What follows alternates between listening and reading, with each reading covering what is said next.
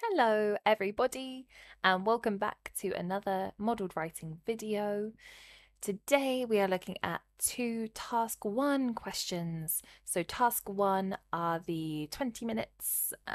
You have 20 minutes to answer these in the writing section, and we're looking for a minimum of 150 words. So if you are not sure how to approach task 1 or just wanted to practice more, then you've come to the right place. We'll be doing that today. We'll be planning the questions together, and then we'll do the write up as if we were in the IELTS exam itself. So you can follow along at home, and if you want to make notes or anything, this is really just to help you along your way. Right, so let's get started then with the first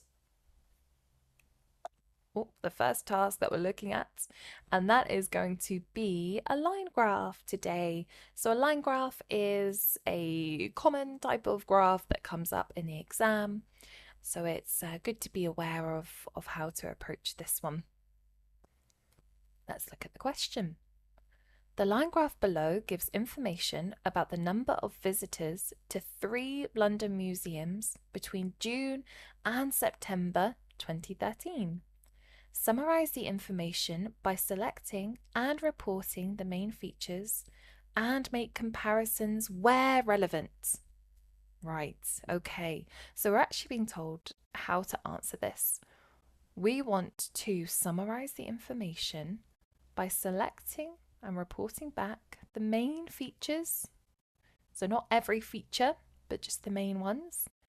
And make comparisons when they are relevant. So again, not everything needs to be compared and contrasted, but when they are particularly important or striking or interesting to you. Right, so let's look at the question again. What are we actually thinking about? You might want to read the question a couple of times just to get the information, let it soak in a bit. So we have a line graph, just one because there's no S here. So the line graph below gives information about the number of visitors to 3 London museums. Right, so between these time periods. So there are 3 museums, and we're looking at these months, but 1 year, just June to September of 2013. Right, let's have a look then at the line graph itself. So on the x-axis we have the months June, July, August, September. We've got the key for the different museums here. And down here we've got number of visitors per month in the thousands. So for example, 600,000, 400,000. Yes, you get the picture there. Okay, in the thousands. Right. So, initial thoughts then about this. We have 3 different museums. Oh, well, instantly they all increase from August, middle of August to middle of September there. We have the Science Museum and the Natural History Museum decrease initially from June to July, whereas the British Museum increases quite rapidly, but then it drops quite suddenly and then it increases again. So different trends here.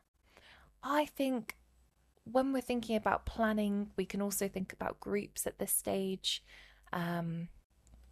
So planning is really important to answer the question properly, really. So we want to think about how we best going to put them into groups, put them together. We could do group 2 museums together and then talk about the other one in another group. Or I think I'm going to go for June and July and then August and September here and just talk about the trends in each of those months. So June, July. We want to make this as straightforward as possible. So, capital. So we're not looking to overcomplicate it. Whichever group you think would work and that you could talk about is what we want to do. So a generalization then, an overview. How can we summarize this in a sentence or two? Let's look at the figures and compare them from June to September. So Science Museum, they increase in comparison to June. Natural History Museum decrease. But British Museum increases. So 2 out of the 3 increase. Most visitor numbers increase in September, or are higher in September than June, for example. And for our overview, we could also state another interesting piece of information. For example, we could talk about the Natural History Museum, however, their numbers were lower. But we don't use specifics for the overview. We just want to generalize that one. Okay then, so let's go to, this is where the question will go. We've got our question up here. Now we've got some really useful words. Here we've got some verbs and we've got some adverbs. So when you use them together, they create a really strong sentence for describing, in this case, a line graph, but any graph or chart that has this over time. It's really good for when it's referring to something over time. Right, so how do we start our essay then? You might be thinking, well, we want to paraphrase this first sentence. The line graph below gives information. So we want to paraphrase as much as possible, but without losing meaning. So we might have to say the line graph below gives information. We could say illustrates the amount of people entering, instead of visiting, 3 museums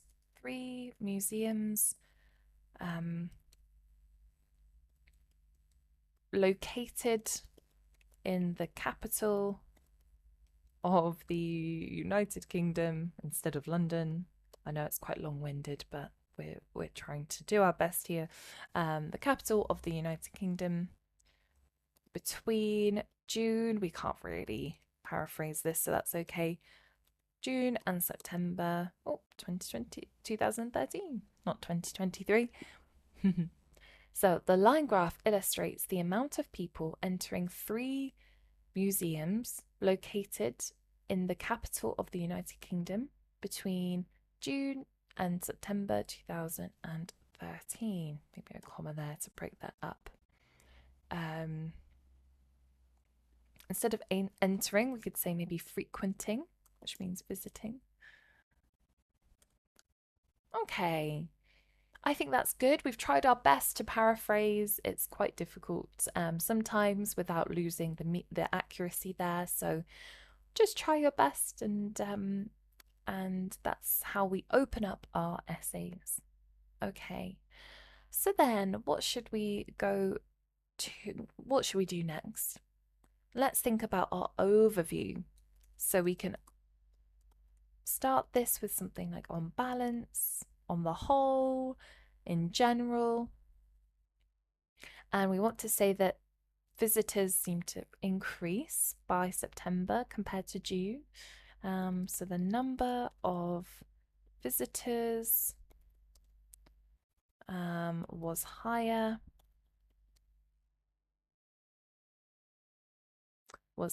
in September.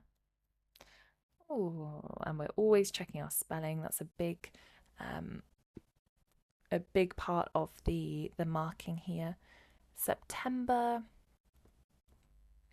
than in June. We can talk about now maybe the Natural History Museum, however, not following that trend. However,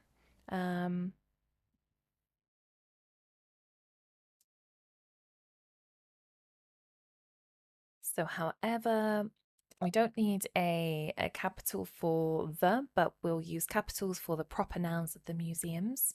So the Natural History, oh, but we're spelling them right as well.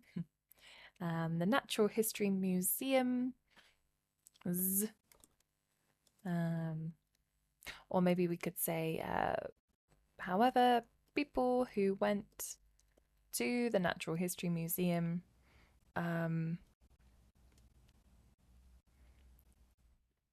the amount of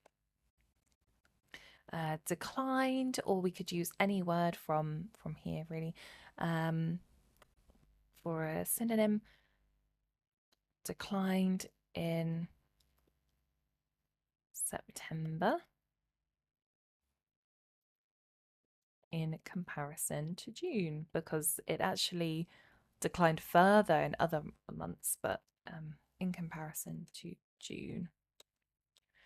On balance, the number of visitors was higher in September than in June.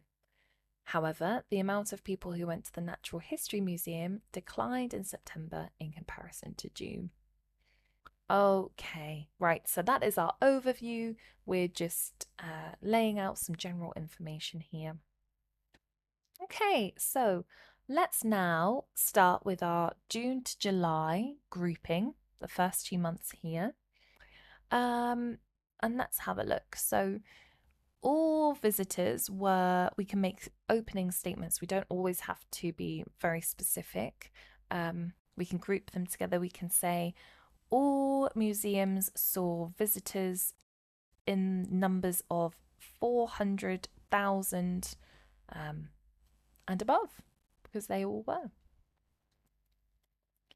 In June, maybe visitor numbers for all museums were at 400,000 and above. Let's draw upon some figures. So the British Museum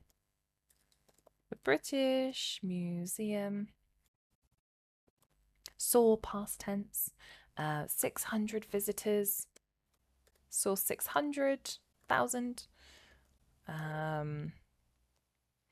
And the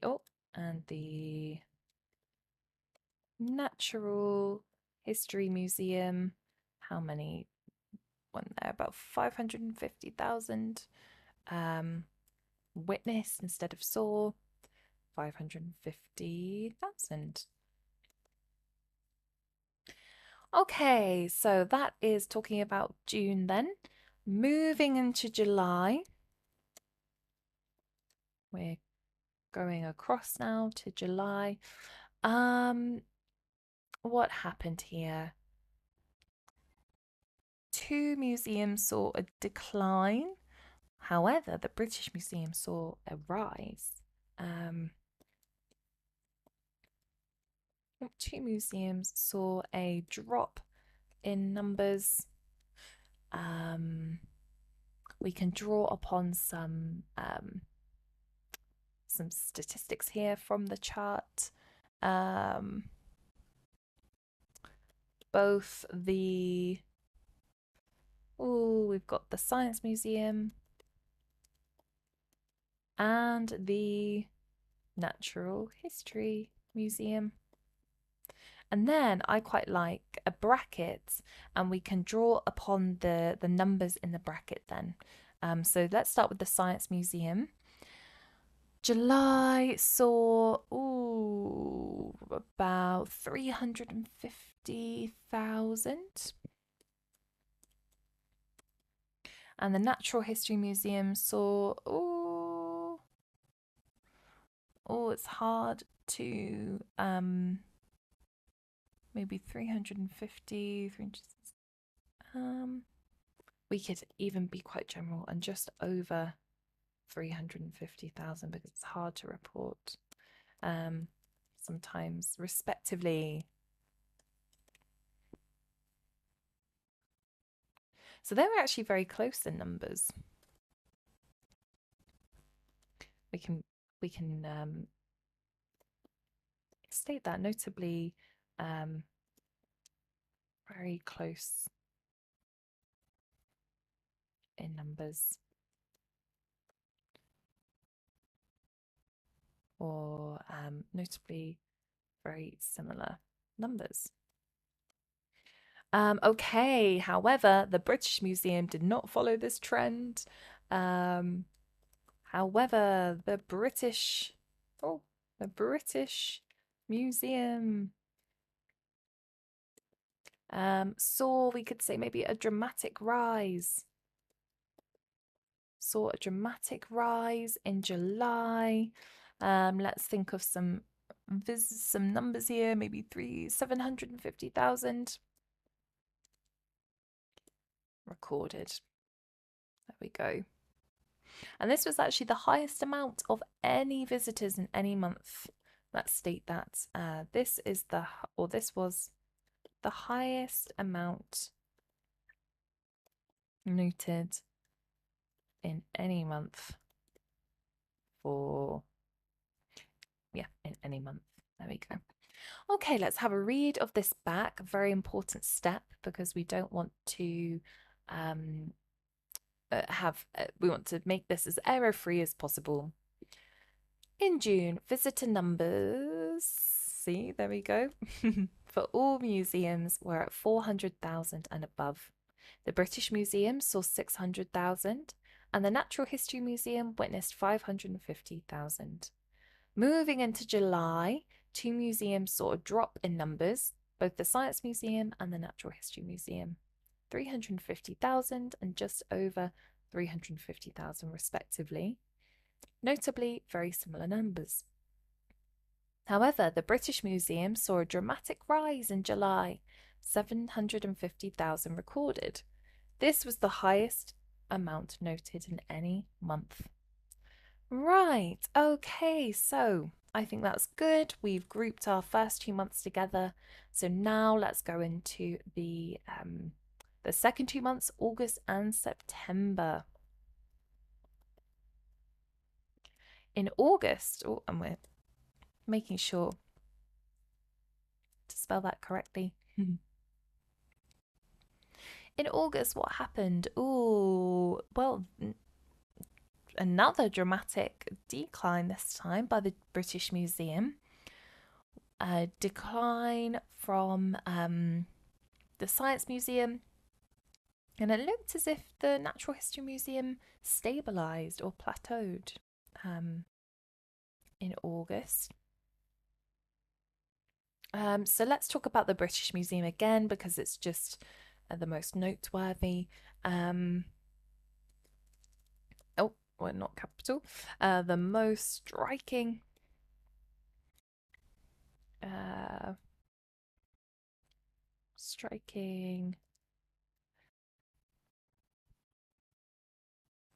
drop was from the British Museum. Let's have a look. So we went from 750,000 to 500,000. Okay. Falling by 250,000 in 1 month. There we go. Who else saw a fall? The Science Museum. The Science Museum also saw a drop, yes, fall, yes. A plunge. Also saw a plunge. However, it wasn't as not as significant as the British Museum. We went from 350,000 to 300. reaching 300,000 guests, you could say. Okay. However, let's have a look. Now I think we could maybe talk about the last month going into September, where every museum saw a rise. So the final month of September brought a rise for every museum. Oh, and we're spelling that correctly, yes. Brought a rise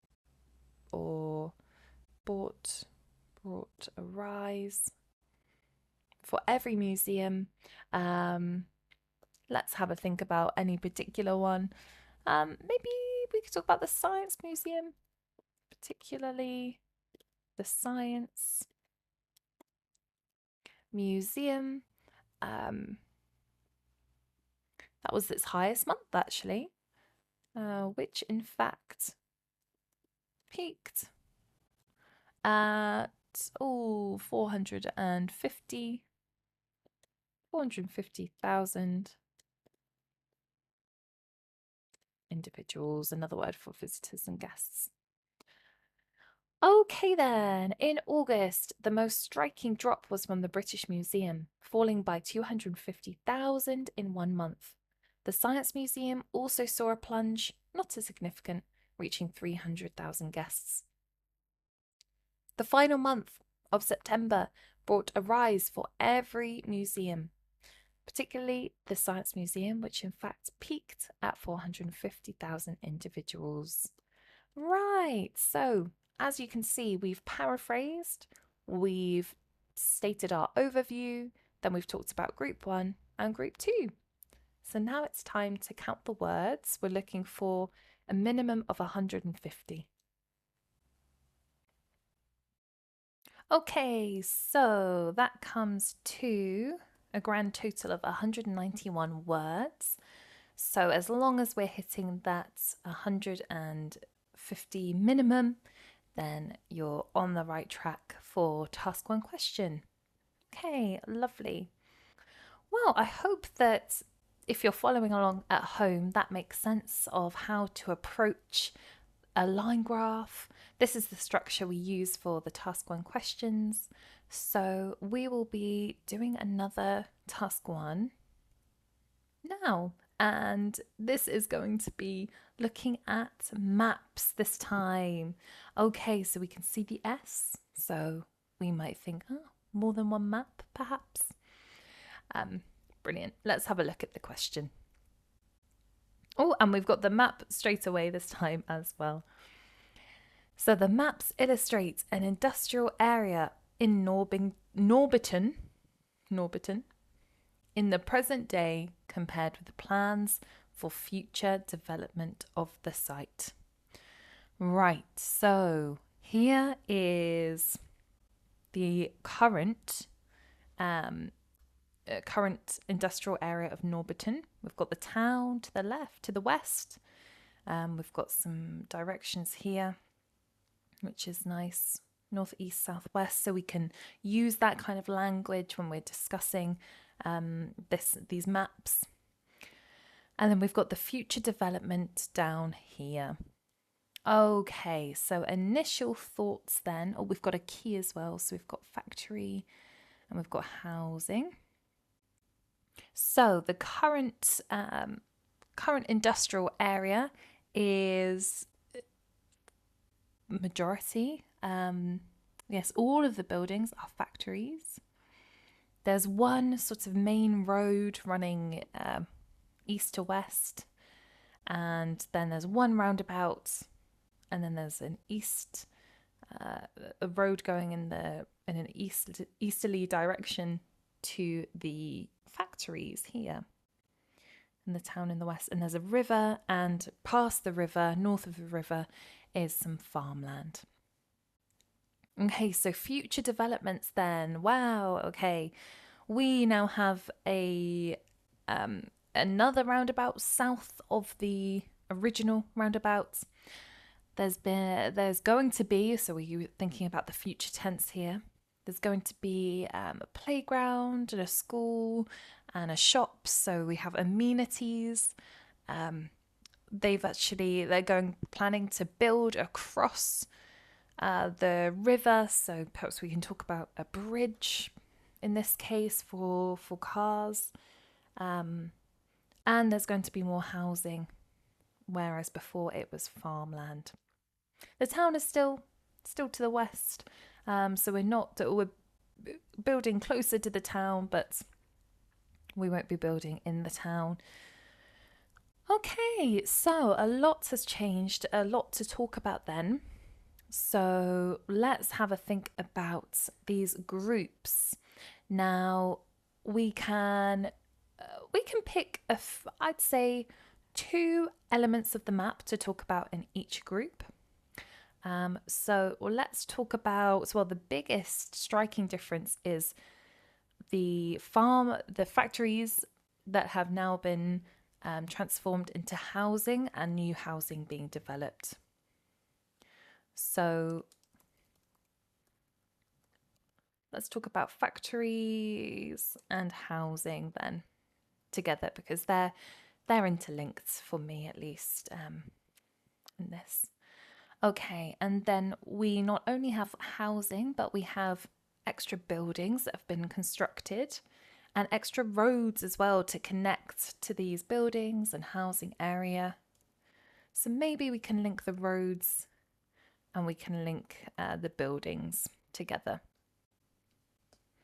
So we're approaching maps in the same way as we'd approach the other types of questions. Just because it's not a chart doesn't mean that we can't group things together and make logical groups and paragraphs for our essay.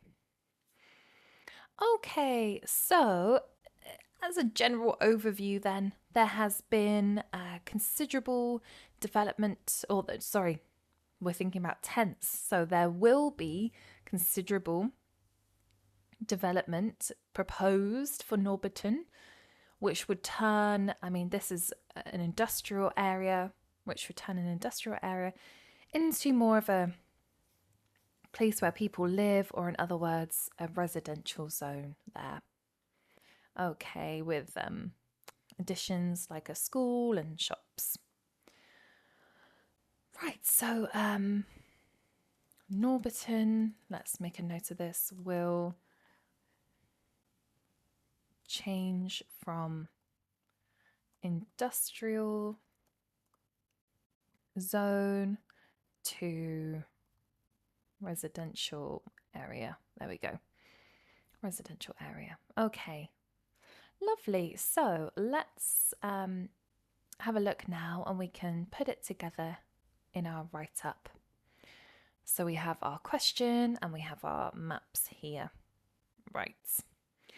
So how do we start? We need to paraphrase the sentence here, the task that we've been given. So we could say the maps illustrate. Instead of the maps, we could say the images show an industrial area in Norbiton. We could say the current, maybe industrial or factory zone of Norbiton, with plans for future development of the site. In contrast, we've got ideas, ideas instead of plans for development of the site, maybe for future endeavours. And we're making sure our spelling is accurate as well. Okay, let's read this back. The images show the current factory zone of Norbiton in contrast with ideas for future endeavours. Okay, yeah, I think that's maybe of the site, future endeavours for the area, maybe. in contrast with ideas for future endeavours. Maybe in the area. In the area. Future undertakings, plans, development, or maybe future changes in the area. There we go. That's more accurate. The images show the current factory zone of Norbiton in contrast with ideas for future changes in the area. Okay, so we've paraphrased the statement that's been given to us. Now, what do we need to do? We can write our overview, and we'll have our notes there. Well, you'll have your notes there with you in the exam, so you can refer to these throughout. So we can say something along the lines of, there is considerable, another word for development. We've used changes.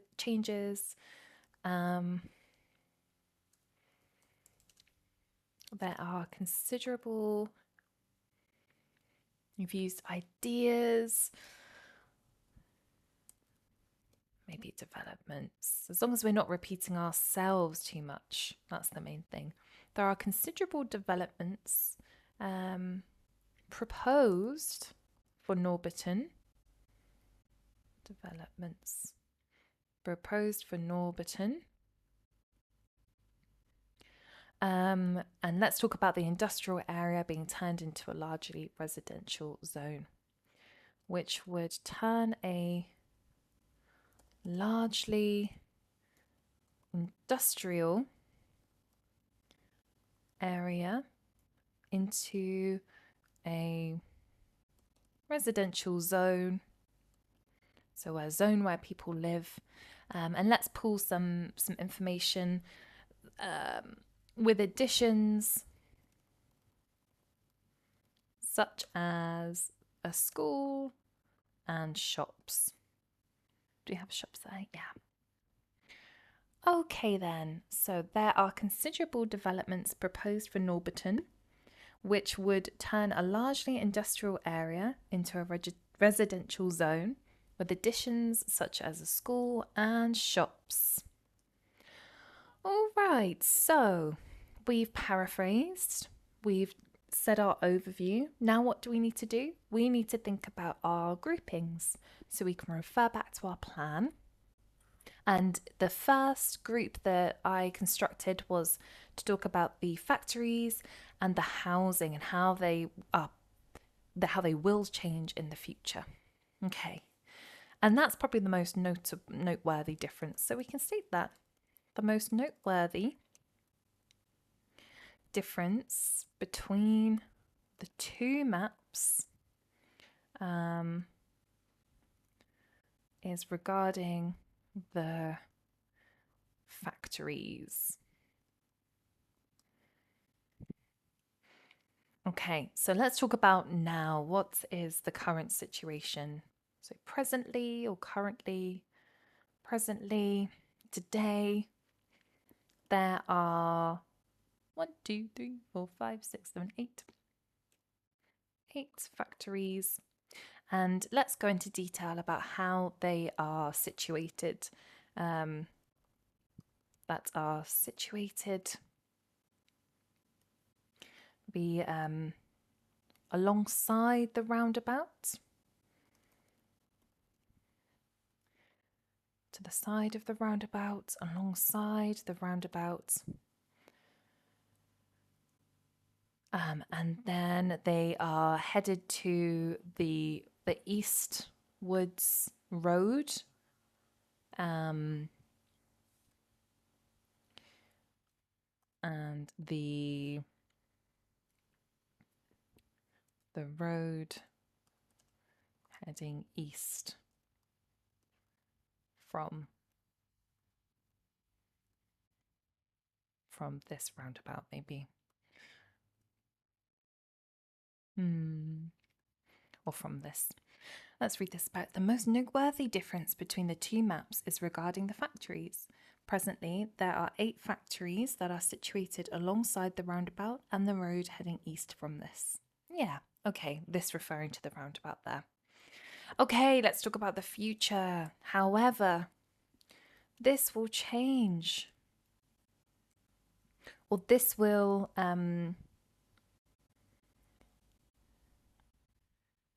transform in the future plans.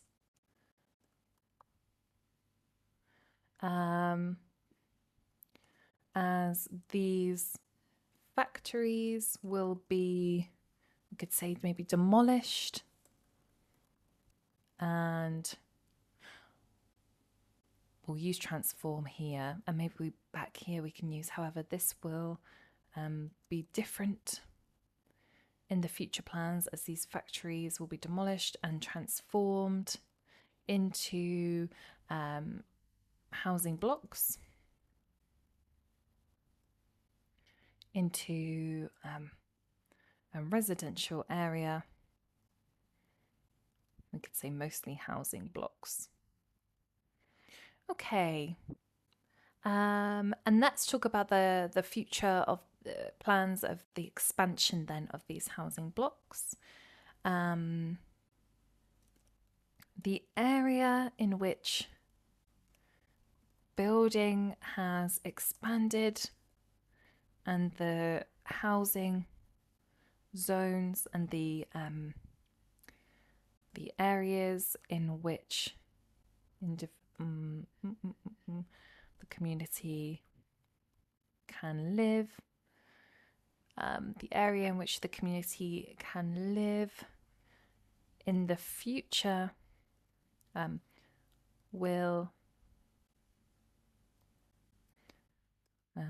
can live at some point in the future. At some point will be closer to town in the west. Okay, let's have a read of this. The most noteworthy difference between the two maps is regarding the factories. Presently, there are 8 factories that are situated alongside the roundabouts and the road heading east from this. However, this will be different in the future plans, as these factories will be demolished and transformed into a residential area, mostly housing blocks. The area in which building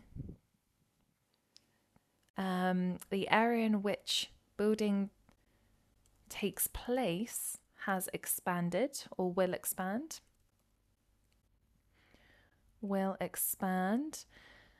And the areas in which the community can live at some point will be closer to town in the west.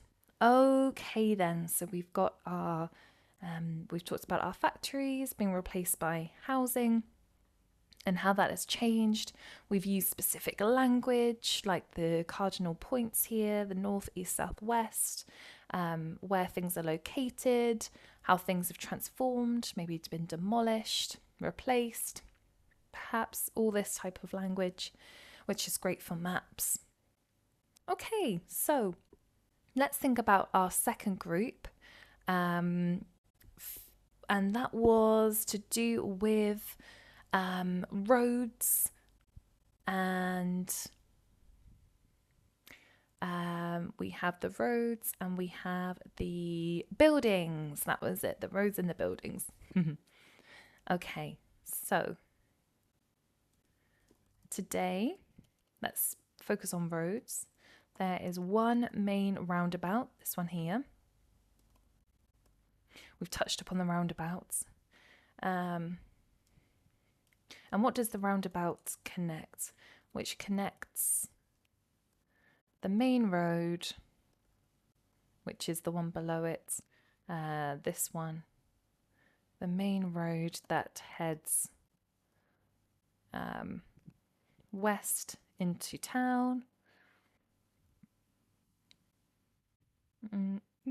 to the factories. That's what that connects, the town to the factories. Okay, so what will happen to this roundabout in the future? However, the map indicates that there will be more roads constructed or new roads created and a smaller roundabout south of the current one. Oh, and we're spelling correctly. So yes, there's more roads and a roundabout. And let's talk about the road that connects to the housing development over the river. One particular road will cross the river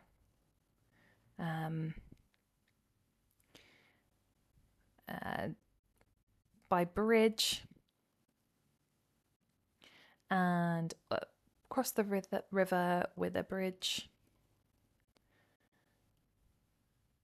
This will connect a housing development, a housing development next to farmland. Okay, so we are doing well. We're talking about the roads. Let's just quickly mention the new buildings that this allows the housing development to be connected to. So the roads will also link to new amenities that will be present, such as a school, mostly east. Where is the school and the amenities? They're mostly to the east of the roundabout, mostly east to the main roundabouts. Okay, let's have a read of this back then. Today, there is one main roundabout which connects the main road that heads west into town to the factories. However, the map indicates that there will be more roads created and a smaller roundabout south of the current one. One particular road will cross the river with a bridge. This will connect a housing development next to farmland. Maybe housing development which will be next to farmland. The roads will also link to new amenities that will be present, such as a school, mostly east to the main roundabouts. Right then, so we have touched upon, what have we looked at? Factories, housing, roads, and buildings here. So we've logically grouped them together. Now, as always, let's find out how many words this is. Okay, so this comes to 211 words. So it is a bit longer than the last one, but this shows you the structure that you can follow. And of course, in the exam, you'll have your plan there, and you'll be able to keep on top of the time, so you can decide, okay, how much you can fit into both of the groups there. But as long as you have this structure of paraphrasing, writing an overview, and then group 1 and group 2, then that is a great way to approach this type of question. Brilliant. Well, today we've looked at a line graph and maps, one present and one in the future. And these are two big possibilities that these two questions might come up in the exam. So brilliant job at practicing that today. If you have any questions, let us know. We always love to hear from you, and we'll see you next time.